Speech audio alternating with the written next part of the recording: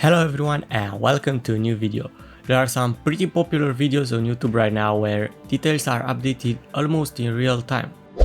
For example, you can check out Tom Scott's video where he uses the YouTube API to pull and update his title with "This video has X amount of views." And here is another popular video that uses a background job to update the thumbnail with the amount of money given away, posted by Mr. Beast. Now, if you wonder how they do it, I'll show you in the next couple of minutes. Before we begin, if you are new here, don't forget to subscribe and like this video. The whole source code of this video is available on GitHub, link for that in the description. During this video, you'll learn how to use an API, which is a very important skill for a developer today. An application programming interface is just a piece of software that exposes a bunch of operations that developers can use in their apps. As we'll use the YouTube Data API, we first need to go into Google Cloud Platform and enable it. Now go to Credentials tab and click on Create Credentials. From that dropdown, click on OAuth Client ID. Go into the newly created credentials and click that Download JSON button. Before we can jump into updating our video, we need to authenticate using OAuth in order to get a refresh token. There are public resources like Get Video Details, this can be accessed by everyone, and protected resources like Update Video Details, this can be done only by the video owner. Because we want to update the video's title, we'll need to prove that we are the owner of the video. In order to do this, we'll authenticate using OAuth and get a refresh token that we'll use in our app. In order to authenticate, we'll use a piece of code from YouTube Data API's documentation. I'll leave a link for that down in the description. Now we can finally jump into our code editor and start coding. The first thing we want to do is create an empty repository and install Google API's package. Create an out.js file that we'll use to put our snippet code we got from Google's documentation. First thing we want to change here is the scope in order to have access in editing the videos. Next, we want to edit our output path where we'll get the refresh token. We'll set it inside a folder called credentials that will be in our project root folder. Now copy paste inside our project root folder that credentials JSON you downloaded from Google Cloud Platform. And one thing before we run this is to rename the output folder to YouTube tokens.json. Now let's run this and complete the out process in order to get our token. You'll want to click on that link and complete the out like any regular Google authentication. Now you'll want to copy that sign-in code and paste it inside our terminal. And that should be it with the out process. A JSON file should be created inside the credentials folder in your root directory. Inside that file, there's a refresh token that we'll use to tell Google, hey, we have access to that video we want to modify. Now we can finally move into writing that piece of code that will actually modify our video. At the top, import Google from Google APIs and declare the OAuth to client for easier usage. We'll also import the fs module so we can read our JSON files. We'll use fs.read file to read our refresh token first.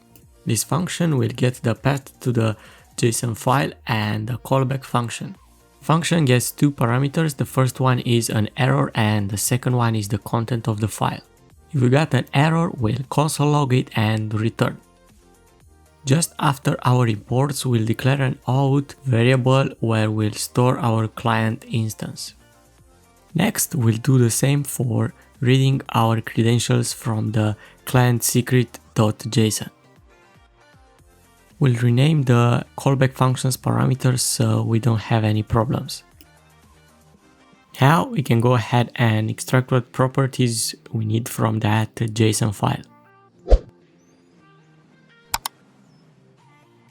Now we can go ahead and initialize the OAuth to client passing as parameters the client ID, client secret, and redirect URL. Now it's time to initialize our YouTube object that we'll use to communicate with the YouTube Data API. Let's try and do a test run and see if we have any problems. Yeah, so as you can see, I misspelled the file name for the first read file. Let's go and fix that. And now if we run again, we get another error, and that's because we haven't parsed the JSON file.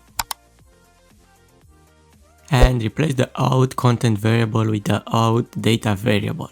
Now if we give it another shot, we see that everything is working as expected. We can move on and declare a variable where we'll store our video ID. You can get that ID by opening the video in your browser and looking to the URL. If we look at the video now, the title is test title. Before we update the video, we want to get the video data from YouTube.